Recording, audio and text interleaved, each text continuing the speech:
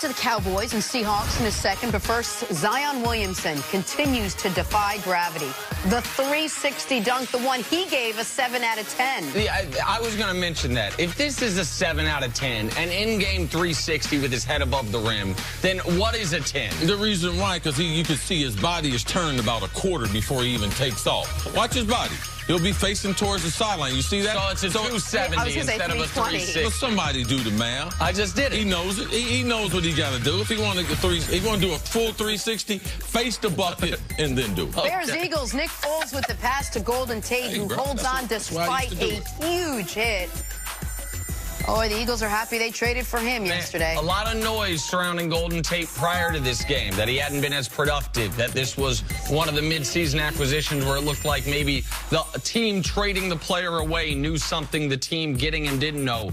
He had two of the biggest plays, including the single biggest play of the game. Cowboys-Seahawks, check out the stiff arm from Zeke. And see, I know you love this. The heady play. This happened about 3.5 minutes left.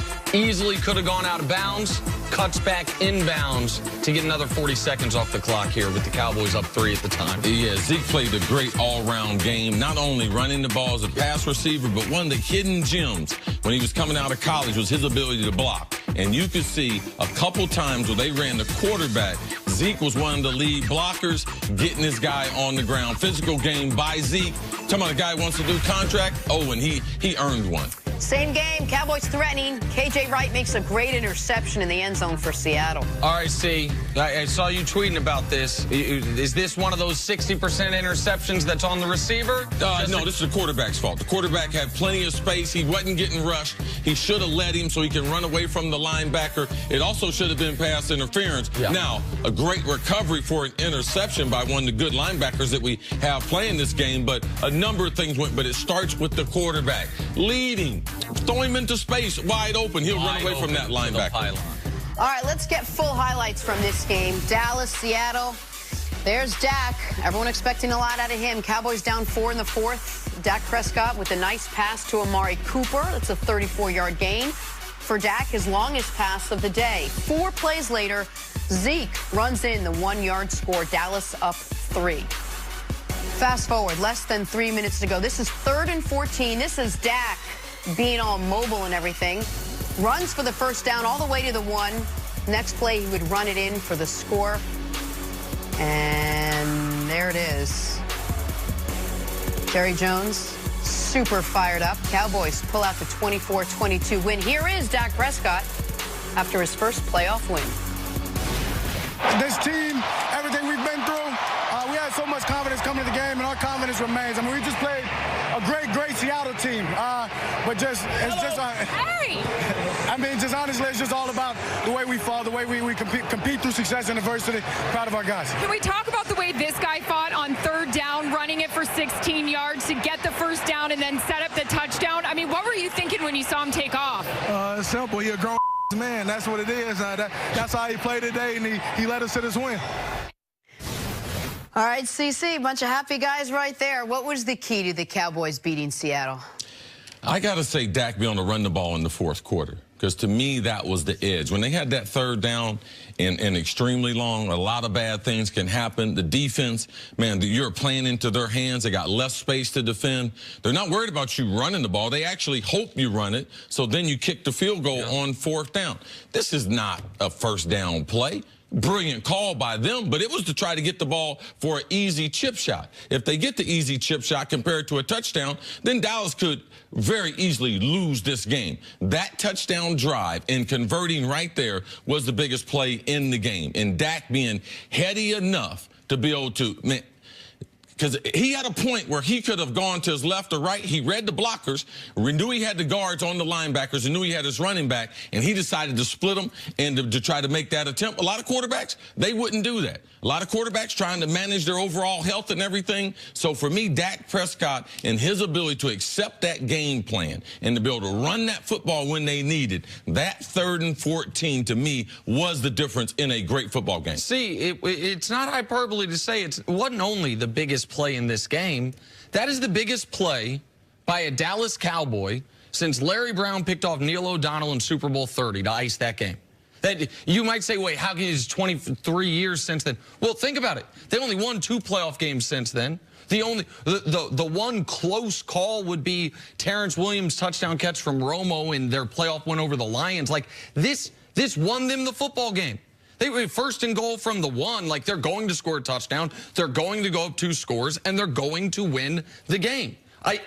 And if you're Dak Prescott, at least at this point in his career, and I think it's probably fair to say even next year in his career, he's not going to be one of the 5 or 8 or maybe even 10 best pure passers of the football. So the way he can create added value is things like this, is winning plays in the most critical moments. So like this touchdown drive combined with the 7-play, 75-yard touchdown drive to end the first half that got them in the end zone for the first time. Zeke had a huge 44-yard run on 3rd and 1 on that play where Seattle had everyone compacted and he bounced it outside. Like, those are winning moments. In a game that Seattle had a very questionable game plan offensively, Dallas took advantage, and they stuck to who they were. Zeke had 30 touches. Dak made the one mistake we talked about, but aside from that, played a relatively clean game, avoided the critical sacks that killed him earlier in the year, and in the biggest spot, made the biggest play of the year, not only for the Cowboys, maybe in the NFL. And that's what Zeke is talking about. When he talks about grown, he's talking about making good decisions. Like when they came into this league, and they have been through a lot. They've been under the microscope a lot, and this is their 3rd season together. 2 postseason, but they were kids coming into them. Both of them have made mistakes on and off the field, some one and the other none, but that's what you expect on the Dallas Cowboys. When Jerry drafted these guys, he expected them to be in these big games, making those types of decisions and running the football the way Zeke did, because Zeke played like he was a grown man, and Zeke got it right as far as describing Dak and his decision-making in this football game. Because Dak's numbers were pedestrian at best, but he found a way to win the game, which is all you can ask for in a quarterback, especially when you're looking at a quarterback for the future. On the other side of the ball, why couldn't Seattle pull this out? If I'm Seattle and I'm Pete Carroll and Brian Schottenheimer and I start rewatching this, I understand who they've been all year as a running football team. But part of the reason they've been a running football team is they've been dominant running the ball. Yeah, they've averaged 35 rushes a game in the last 13 weeks. But that was for 170 yards. They were averaging 5 yards per carry in that stretch. They called this football game. They would have called it no different if Blake Bortles was their quarterback. Throwing was a last resort at all times, despite the fact that A, you have Russell Wilson, B, Dallas's defensive front was playing a tremendous game. It was very clear by midway through the 2nd quarter they could not successfully run the ball on 1st and 2nd down. Yet they tried to call runs on 1st and 2nd down the entire game. They treated a pass like it was only for emergencies. 4th and 6, I guess we'll let him pass. And not shockingly, Russell makes a perfect pass. Down 10, 2 minutes left. I guess we're going to, I think they're going to regret not using their all-pro level quarterback more in this football game. Yeah, I totally disagree with you. And the reason why, coming into this game, we knew that was the same. Oh, if Seattle, they get behind, the one thing we like about them is, oh, they're very patient. Oh, they'll stay with the running game. So now they've lost. So we're going to go back to the game and try to rewind it and be like, you know something, I believe they should be more aggressive. There are certain teams, Seattle being one of them, they only have a couple variances for which they can win offensively. And thinking that offensive line could back Russell up and pass 45 times? No. That defensive front was playing at a different speed. This was not a good matchup for Seattle. So I thought Dallas would take him out of their running game. But Russell be able to make 1 or 2 enough plays outside of, let's not forget the 3rd and 14 we just saw. So if they settle for a field goal, how many plays does Russell need to make to be able to lead them back? So you can't just change your style in the postseason just because it's the postseason, because your team, you have to tell them during the week how we're going to play. And if you don't play that way, it's hard for the team to have confidence in the coach. Pete Carroll and them had a style. Be physical. Brian Schottenheimer, they tried that. They changed it after the first couple games. It's what got them into this playoff run. And we can't fault them because they lost the game in the style that got them there. Because, I mean, how do we ever critique the coaches then? Because everyone is getting scouted. So they were able to dominate them on the front. And you got to give Dallas's defensive line credit for taking them out of the game plan. The reason I think it's fair to critique them is because we ask coaches to make adjustments.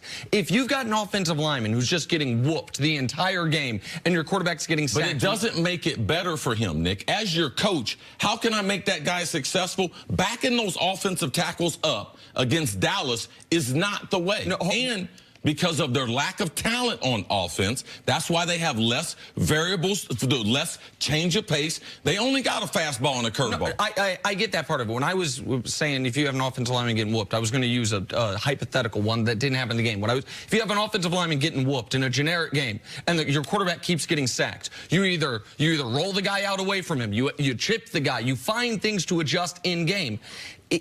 The inability to adjust in game, that this running attack that has all year long worn people down, that has the last 13 weeks averaged 5 yards per carry. They had 20 rushes for 30 yards at one point in this football game. To not try the curveball a little more often, even if you only have 2 pitches. But what is it, though? What? We can't just make it up. Russell run the ball. Like if you would say, man, Russell, I believe Russell should have used his legs more, I would listen to that. But we can't just say, hey, they should change to what? Change to absolutely the ball in Russell Wilson's hands with his ability to run or pass. I thought that was obvious. That's what I was saying. That the best player on your team in this, because they were playing to get exactly what they almost got. You're right about that. They were playing, hey, down less than a touchdown, 2 minutes left, see what our quarterback can do. I didn't think they had to play a game where it was in that position. I thought they could have scored more earlier. I think in Seattle, the game. Before the game, realized our offensive front is at a disadvantage going against their front 7.